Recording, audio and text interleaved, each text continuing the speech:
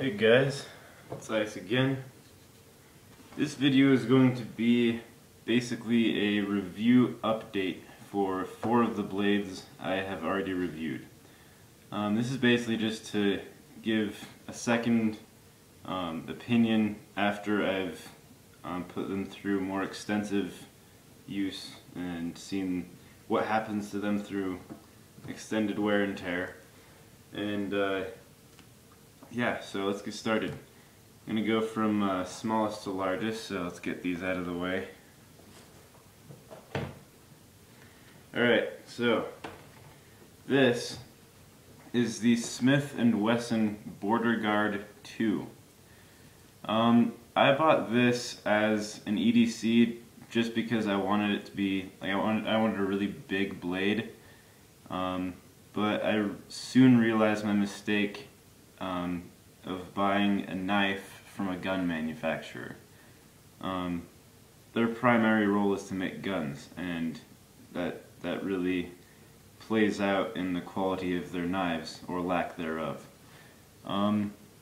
This sandpaper grip right here, as I mentioned in my other review, tore up my jeans so bad that I had to take a sledgehammer and just grind it off into dust. So this grip is gone.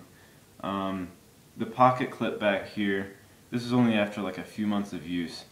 It started wobbling severely. I didn't really care that much just because, I mean, it doesn't wobble vertically, just horizontally, so it still stays in your pocket the same. But still, it's another sign of poor quality. The thumb stud, I was going to a grad party, and the thumb stud fell out in my pocket just from like running around and stuff, just like playing volleyball. The thumb stud just fell out in my pocket, and so I put it back in, I screwed it, I tried gluing it, I did everything, and there was nothing that could keep that thumb stud in, and eventually I lost it.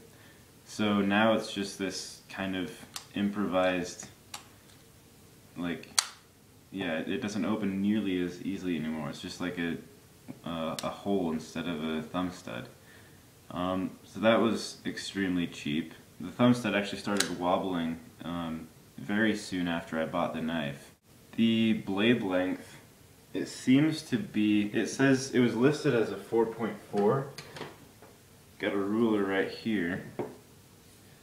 Let's see.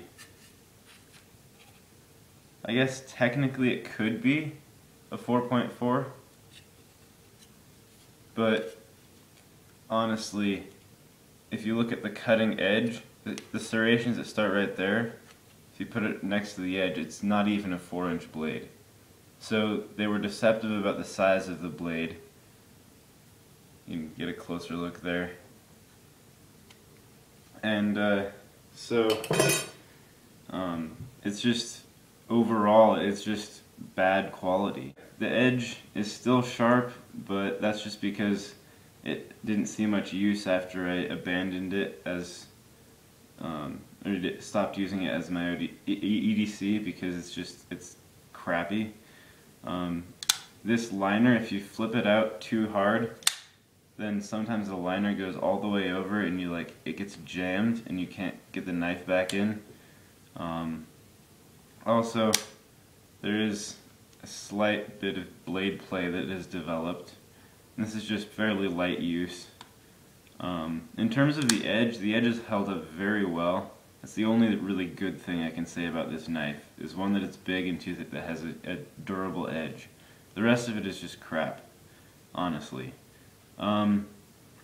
Also, the blade got significantly more loose over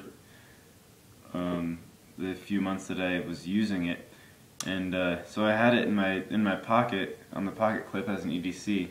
And this is why I hate tip-up carries. What happened was the blade actually, with just a very slight jolt, the blade comes out so easily.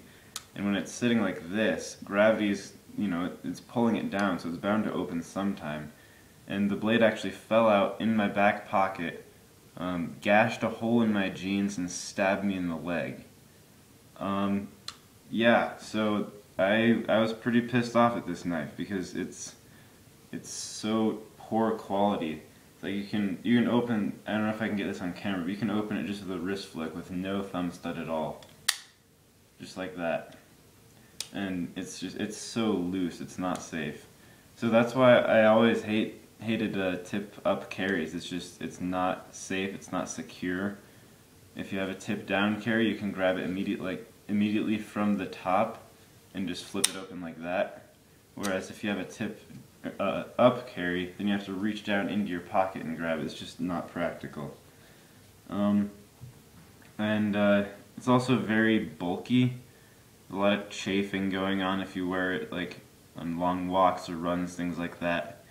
It does have a good handle. It's got a lot of good finger grooves, so that I guess that is something in its favor. One of the few things. I'm just glad I didn't spend much money on this because, frankly, it's crap.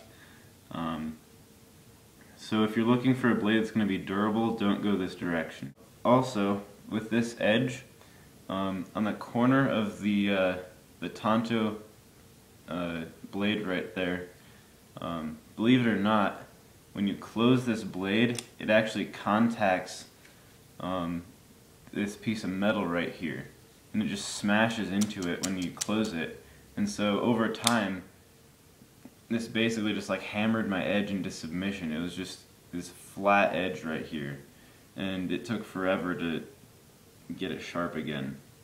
So this knife even destroys itself even when you're not using it. So I would not recommend this blade for an EDC or for heavy use. If you're looking for something just for like a day hike or something, or you just need one for like a I don't know, a work project trip kind of thing, then go ahead, but it won't last much longer than that, or at least usable. Alright, so on to the next knife.